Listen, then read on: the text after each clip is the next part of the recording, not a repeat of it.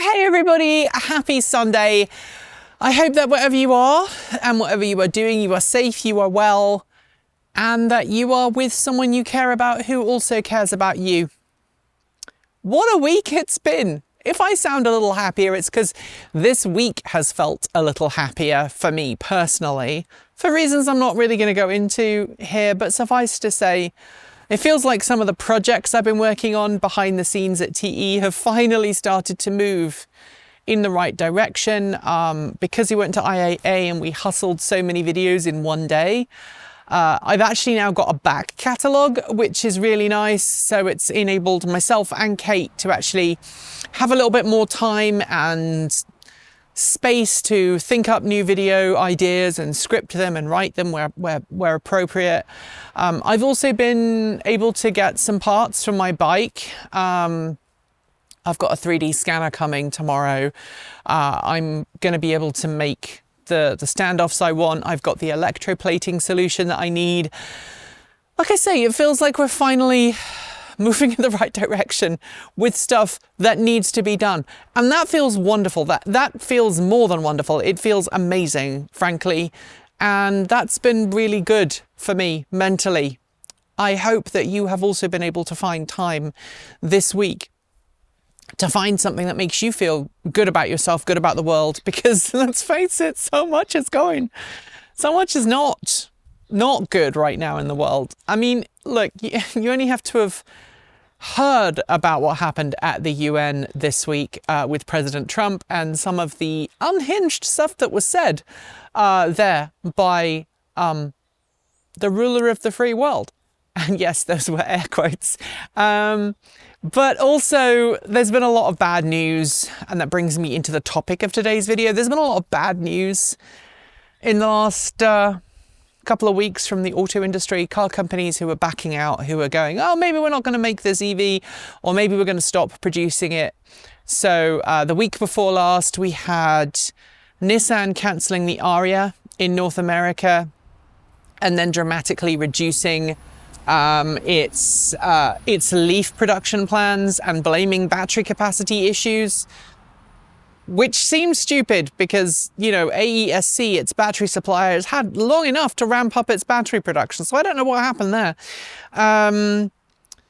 We also had Ram, or Stellantis, whichever way you want to look at it, cancelling the Ram 1500 BEV, which, you know, on the face of it, I'm not too butthurt about another full-size electric pickup truck being cancelled. And I know that might sound hypocritical as I own a full-size electric pickup truck, but I don't think we need one. But I do think that Stellantis is making excuses. We saw Volkswagen, you know, lower its ID4 production, halt ID4 production in some places, lower ID Buzz production. The list goes on, right? And automakers want us to believe that they're all in on electric vehicles, and suddenly, now that Donald Trump is in the White House and has been for about a year, they're all kind of leaning back towards petrol. And that is really frustrating. Excuse me. Got a frog on my throat. We have lots of frogs around here. I'm sure I mentioned them in the chicken and garden update. So today's question is, who's going to be the last automaker to actually go, okay, I'm going to keep producing EVs, or whichever way around you want to think about it. So we were talking about it, and the topic of the video, we were talking about whether, you know, who's going to be last past the post, who's going to be first past the post. Which order do you think automakers are going to be? How about that? When it comes to actually bringing a vehicle to production that they said they would, versus cancelling production. So this week, Acura cancelled a vehicle, Mercedes-Benz cancelled a vehicle. Again, it's frustrating, and it does seem to be born out of political motivation more than anything else, because sales of EVs around the world are continuing to go up. EV registrations in Europe are continuing to soar, and we have to kind of ask ourselves, who's really pulling the strings? What's really going on, and what's the real motivation behind this all? And the answer is, it feels like the world is very much pay to play right now, and the companies with the money get to set the agenda. And I kind of wonder how much of this is pressure from oil companies, how much of this is pressure from politicians, how much is pressure from shareholders, but every single freaking automaker is pushing back its plans for EVs, even Tesla. And I know people don't like me talking about this, but even Tesla has gone, yeah, maybe EVs aren't our future, maybe it's robotics. Where does that leave those of us who want to drive EVs, who would much rather have an EV than a petrol vehicle? I worry about that. So today, yeah, I want to know who you think is going to be next to say, no, we're not going to make this EV, or we're going to push back this EV, or maybe we're going to stop selling this EV in North America or in this particular country because we don't feel a pressure to do so. Which companies are actually going to steer towards EVs and actually continue their promises? And does this mean, like, you know, little startups like Tello are actually gonna survive because they will continue to produce an EV if they can bring it to market? And if they're producing EVs while everyone else isn't, or rolling back, isn't that a good thing for them? So I would love to know your thoughts in the down below. I would also love to know if worries, concerns about how long a vehicle is going to remain in production, or how long a vehicle is going to be supported, factors in to your purchase decisions. So I'm pretty confident that my Ford is going to be in production for a while. I'm pretty confident that enough F-150 Lightnings have been made that should I need parts in the future, I will probably need to be able to get hold of them. I'm also cognizant that I'm going to be 46 next month. I still can't get my head around that. Okay, I'm going to be 46 in a month and a bit. My birthday's at the start of November. But I'm like, how many more years am I going to drive? How many more years do I want to drive? Will I feel safe driving? How many more years do I need a vehicle? And, you know, okay, we regularly see people driving around in 20, 30-year-old cars. Is my F-150 Lightning going to still be usable in 20 or 30 years? Am I going to be able to keep it on the road? And if so, do I need to worry about buying another EV? Maybe I don't. Maybe this is my last car that I buy, and I buy it and, you know, I own it well past me paying off the loan.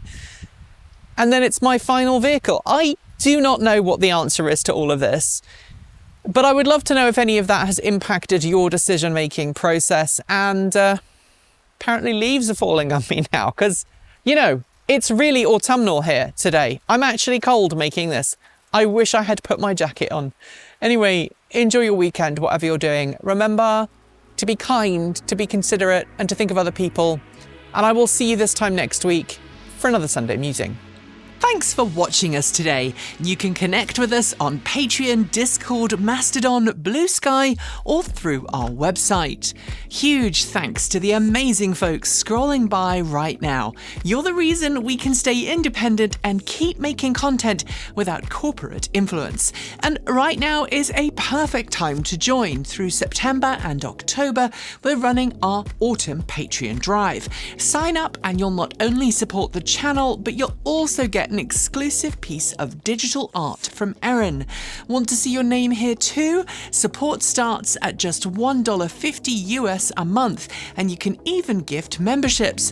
And of course, a massive welcome to our newest members: NYTMR, Chris Wright, C&K Adventuring, Andy Pyatt, Gerald Eden, Carlikos, Chip Chandler, Robert Nelson, 00 Critical, Tom Fagden, Barry 2379, Mike Coffeen, James River, Eric Knack, Hans Rose, DW, Meryl Fratkin, Kristen Rasmussen, MX Menivar Vargas, Stephen Nichols, Panther Legion, Kit Saprida, Bark Eater J, Jeff Good, Conrad Zalance, Frank Snyder, Jeffrey Smith, Tony Roberts, Matthew Frake, Jacqueline Cockburn, Fritz Coker, Trans Vegan Cyclist, Jade Diaz, Laura Shear Clark, Everett Garnett,